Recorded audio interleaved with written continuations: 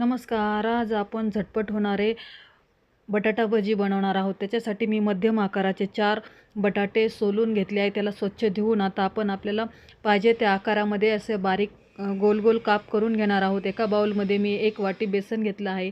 थोडंसं चवीनुसार लाल तिखट, धना जिरपूड, थोडीशी हळद आणि ओवा टाकलेला आहे. चवीनुसार मीठ आणि किंचितभर आपल्याला ह्याच्यामध्ये कांदा लसूण मसाला घालायचा आहे आणि थोडासा आपण खायचा सोडा टाकणार आहोत आणि पाणी पाहिजे तेवढं आपण आपल्या याच्यानुसार पाणी थोडं थोडं मिक्स करून त्याला असं बॅटर तयार करून घ्यायचं आहे. तुम्ही बघू शकता अशा प्रकारे आपलं बॅटर तयार झालं पाहिजे आणि त्याच्यामध्ये वरतून थोडीशी कोथिंबीर टाकायची. तेल आपलं गरम झालेलं आहे. आपण मस्त एक एक अशा चकल्या ज्या बटाट्याच्या काप आहेत त्या तेलामध्ये सोडून तुम्ही बघू शकता एकदम आपली अशी बटाटा भजी तयार आहेत. खायला खूप चवदार, चविष्ट आणि खूप खुसखुशीत होतात आणि मस्त क्रिस्पी होतात आणि अगदी 10 मिनिटात होतात. तुम्ही नक्की ट्राय करा.